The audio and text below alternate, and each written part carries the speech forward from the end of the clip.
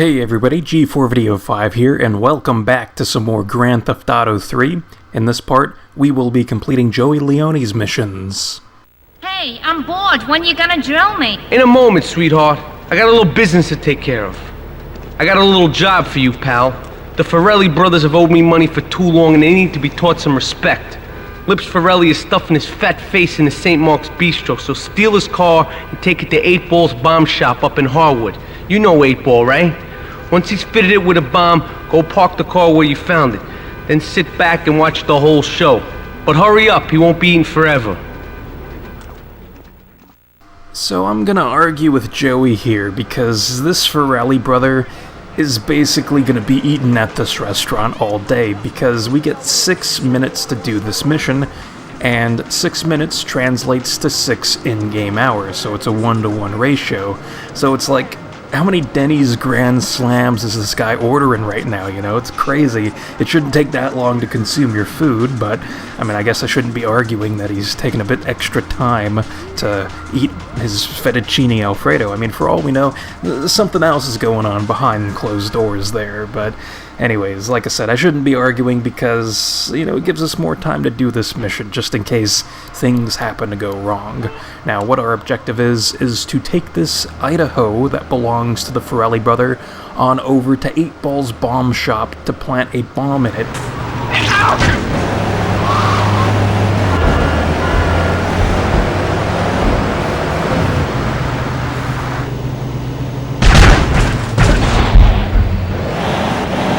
So as you can hear, you don't necessarily want to accelerate the entire time up there on the cliff as you're going off of the cliff, because if you accelerate too much, then you're going to get too much momentum as you fly off of the cliff, and that'll cause the Idaho to start rolling around once you land, and then you won't be able to control yourself, so you crash into a wall or something, and more or less you're going to damage the vehicle, and then you'll have to take it on over to the paint spray, which defeats the purpose of taking that shortcut in the first place. So you want to kind of ease off that gas pedal right before you're going off of that cliff to still have enough speed to safely fly off of it, but you won't have too much speed. So either way, it's personal preference as to what you want to do. And now that we have the bomb, we can park the vehicle back where we got it. And I'm going to hop into my Kuruma because I swear I've had vehicles despawn during this cutscene, so I don't want my Kuruma to despawn during this sequence, so that's something to keep in mind there.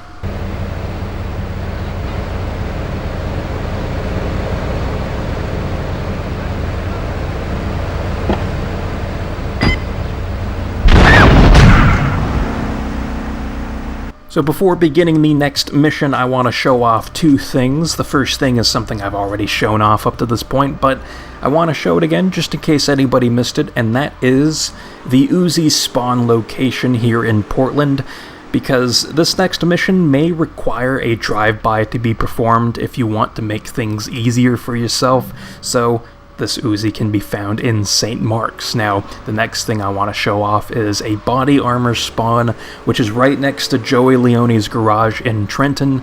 So these 2 things will be handy for pretty much every mission in the game, but more specifically for the next mission we're going to be doing.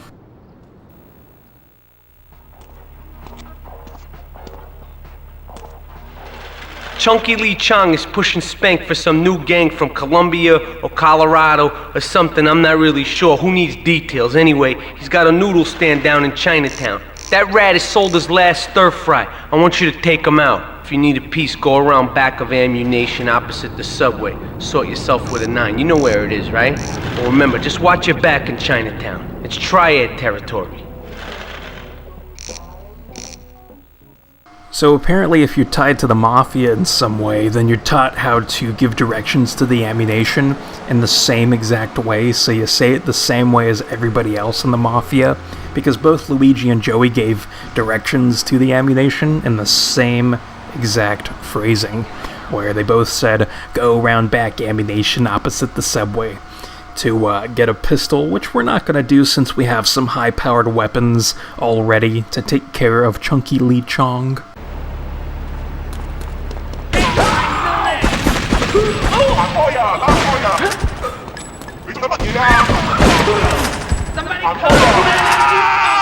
So I wanted to show off that death scream because it's a unique death scream. Nobody else in Liberty City will radiate that type of noise off of themselves once they meet their demise. So that's kind of interesting. But the whole Uzi talk earlier is that if you let Chunky Lee Chong get into a vehicle he has parked around that little section in Chinatown, then you will have to chase him down, and performing a drive-by on his vehicle is probably the best way to chase him down and kill him instead of crashing into his vehicle repeatedly, so that's something to keep in mind just in case you aren't able to catch up to him and gun him down in that section of Chinatown.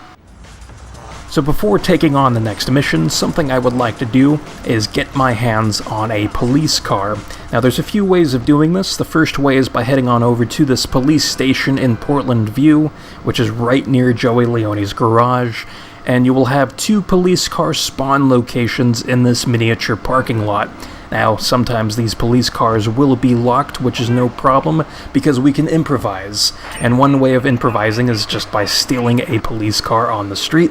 And the other way of improvising is by driving away from the spawn location of those 2 police cars. And we're going to drive away a considerable distance, a couple city blocks away, and then we're going to drive back. And this causes vehicles to respawn. Now, sometimes the vehicles will respawn by still being locked, which would just cause you to have to rinse and repeat the process. And as you can see, this first police vehicle is still locked, which is no issue, as the second police vehicle is unlocked.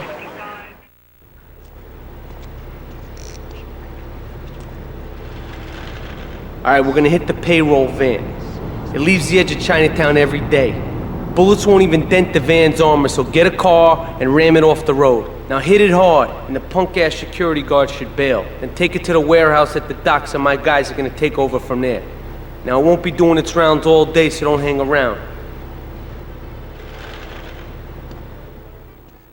Ooh, yet another instance in which there's this non-existent time factor, even though it kind of seems like there will be in this mission, because Joey says that the van won't be making its rounds all day. So it's like, as a kid, I was like kind of freaking out, because I wanted to complete this mission before it was done making its rounds, whatever that meant. And in reality, that's not the case, and this mission just overall ain't too bad these days.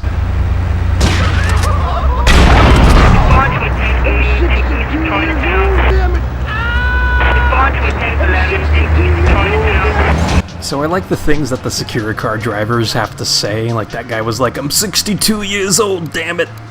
So that's pretty funny. I like that little bit of dialogue there. But anyways, there are 2 methods that you can use to get these drivers out of the secured car. First off, you can park a police car not too closely by the secured car, but just close enough to where when it explodes, it causes a bit of damage to the secured car, so that way you don't have to ram it. The other way is just by parking, well, not necessarily parking, but remaining as in front of the secured car as possible as it's driving, so that way it's continuously driving into you, and then that causes it to cause damage to itself more than it does to you, and it's just a better option instead of, just ramming it off the road like Joey suggests. But no matter what method you end up using, once you get your hands on the security car, you then need to drive it on over to this garage in Portland Harbor to complete the mission. Now, after completing this mission, you will get a pager message from a man named Al Burrow, who is the leader of the Diablos, and a bit of a character, honestly. There's a lot of personality kind of going around with that guy, so I'm looking forward to them, because they are some fun missions, although they are not required for 100%, but we will end up doing them anyways, since, well, we want 100%, so it's an easy choice there as to what we're gonna do. Now, before we take on the next mission for Joey Leone, I wanted to show off something that happened when I was getting body armor here in Portland Harbor. because, I noticed that this thief pedestrian was walking on over to my vehicle, so I was thinking, is he going to try to steal it? Because that's the thing that can happen. There are two thief pedestrian models in this game, and one of them looks like that, where when you see them walking towards a vehicle, and it doesn't necessarily have to be your own vehicle, it can actually be just a random AI's vehicle, and it doesn't necessarily have to be a nice vehicle either. It just has to be something that catches their eye for whatever reason. So, I figured now would be a good time to show this off where the pedestrians can do this. And I kind of set this guy up a little bit to where, when he gets into it, he just falls off into the water there. So justice gets served. Yeah, no, Toni, I've tuned her real sweet. She purrs, you know what I mean? Oh, here's the guy I was telling you about. Alright, listen, this guy, he ain't Italian and he's no mechanic, but he could get things fixed. This is Pop's capo, Toni Cipriani. Hey, I'm Toni Cipriani. Take him to Momma's restaurant at St. Mark's, alright? Now listen to me. I'm planning a job that needs a good driver, so drop by sometime later, okay? Okay, kid, drive me to the laundry in Chinatown first. I got a bit of business to take care of. Those washerwomen ain't been paying their protection money. And watch the car, Joey just fixed this junk heap, so no fancy crap, okay? So I'm someone who's very proud of my excrement, so unfortunately for Toni, I might be ruining this dinner date that we're having on over to the laundromat in Chinatown, because I am going to be pulling off some fancy crap, so apologies, Toni, your shakedown on the triads might not go according to plan. Wait here. Keep the engine running. This ain't a social call. So, Tony's lost his edge a little bit because you're gonna see he's walking into this place with just a baseball bat. It's like, what is he expecting to happen here? Does he really think his shapely physique will intimidate these triads that are literally holding pistols? I mean, it just doesn't work. It's a triad ambush! Get us out of here, kid!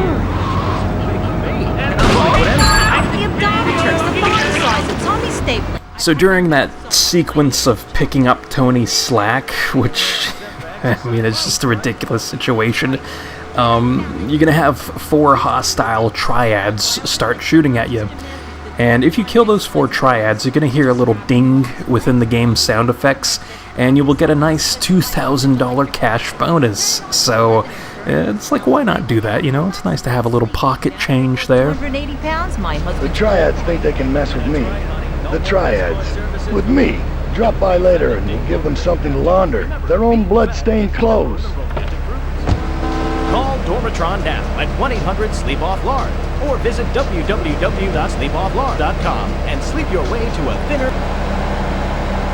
Oh man, I wanted to listen to that because the Dormatron commercial is perfect for Toni, who has really let himself go since his days in Liberty City Stories. So we will dive into that information at a later date, but for right now, we now have the Uzi unlocked at the ammunition in case we would like to buy it from this point, moving on forward instead of going to its spawn location. So it's a matter of convenience, but that is what is going on. So now, let us dive into the next Joey Leone mission.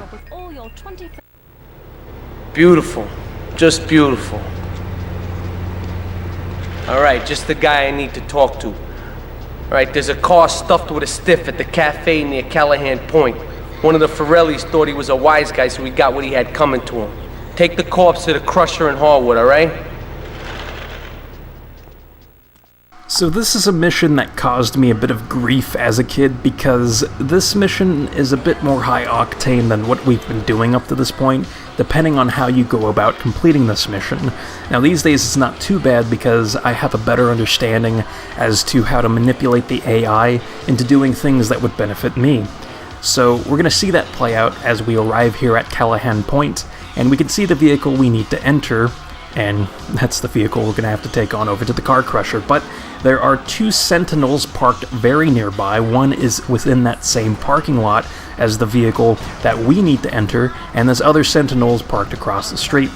So by aggroing them by either entering the vehicle that we need to enter, or by crashing into them or damaging them in some way, they're going to start aggressively chasing after us. That first sentinel flipped over outside of that cliff, and the second one is also going to flip over. Now, there's a few ways of taking care of these Forelli brothers. One way is what I'm doing, which is having these vehicles flip over because they don't know how to drive. Another thing is you can shoot at them by performing a drive-by with an Uzi, and another way is by having them drive directly into water. Drive like a woman. Yeah, famous last words right there, buddy. So, you get a nice little cash bonus for destroying these Forelli vehicles in whichever way you plan on destroying them, and it's $5,000 for each vehicle. So since there are 2 vehicles that will always spawn during every attempt of doing this mission, then you can collect up to a maximum of $10,000, so that's a nice chunk of change right there. I know it seemed that more than 2 spawned during my mission attempt of doing this mission, but I spliced together footage of 2 separate mission attempts and put them together so I could show off not only this current mission attempt, but also another mission attempt where I had Forelli brothers drive into some water. So that explains that situation. But now that we're at this point in which we are driving this banana on over to the car crusher, normally, if you didn't kill those Forelli brothers right away, they would be chasing after you, which can lead to some issues because while the banana isn't the worst vehicle in the world, it's definitely not the best vehicle, and it's difficult to outmaneuver sentinels chasing after you, especially with such aggressive AI, so it can be a bit problematic. So if you take care of those sentinels before even entering the banana, it makes things quite easier for yourself. Now, unfortunately, I also had to deal with rain physics because it happened to be raining at this point in the game for me. So that was also something to kind of be cautious about, because rain does impact how your vehicle controls. So the last thing that helped out with that situation was doing the camera trick. While as you're driving, you can make the camera look behind you, and that causes things to spawn behind you rather than spawn in front of you. So it makes your trip on over to the car crusher just that much more easy. So if for whatever reason you want to retain this banana instead of taking it on over to the car crusher, you can do that. And you might be interested in doing that because this banana is a unique banana. It has a unique white color, a unique horn sound, and it has those distinct blood stains seeping out of the trunk. So the way in which we would want to keep this thing is by first failing the mission by blowing up the banana while the banana is parked inside of our safe house garage. The game recognizes exploded vehicle carcasses, so if an exploded vehicle carcass is inside of the safe house garage, it will be replaced after the door closes and then reopens by that same vehicle, but just with a fresh life form, you know? It's being replaced by the original vehicle, and you can see that it retains all of its special features. We have the dead skunk inside of the trunk there, you know, take that, Dr. Seuss. But yeah, that's how you would retain this banana in case you're interested in doing so. It's a really cool vehicle, all things considered. Now, something that happened as I was pulling up to Joey Leone's garage is that I got a pager message that said that we can deliver more Securicars to the same garage that we dropped off the Securicar during the mission van heist that we did earlier in this mission over by Portland Harbor to get money for them if we're interested in doing such a thing.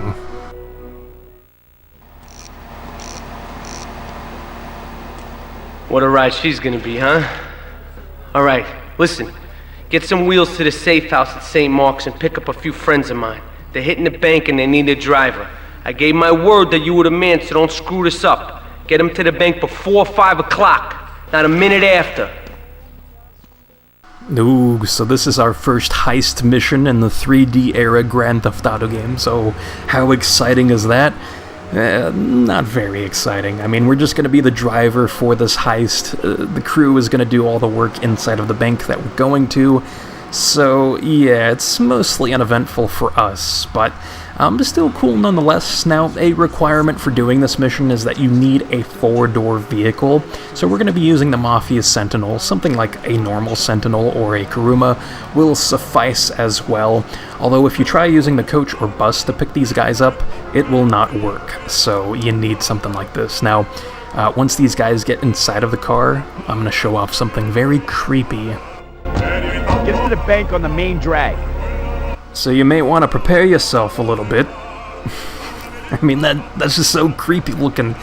And I know that they're wearing fishnets, which is why their faces look like that. They look all smushed, but oh man, that just gave me the creeps as a kid looking at that. And I know you're not forced into the first-person camera, but I don't know, it's just like, not every day do you have people besides prostitutes entering your car.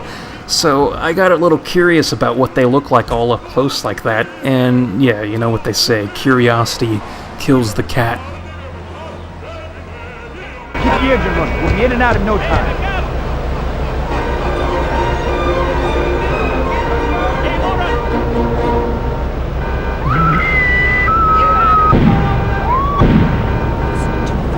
Things on Double Clef FM.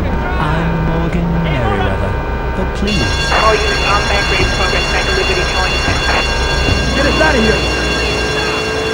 So there are two ways of going about getting rid of your wanted level at this point. The first way is by going to the pay and spray, which is a completely viable option. It's just that I've already shown off the pay and spray quite a few times up to this point, so let's mix it up a bit by doing the second option, which is collecting police bribes. Now, police bribes are scattered across Liberty City in usually secluded areas, such as alleyways, that allow you to decrease your wanted level by 1 star for every police bribe that you collect. So we had 3 wanted level stars, we collected 2 police bribes, so now we have 1 wanted level star, which can sometimes, if we play it safe, will go away on its own. So if we were to continue like running over pedestrians and stuff, then we could potentially increase our wanted level again, and it would also take longer for that 1 star to disappear. So if you play it safe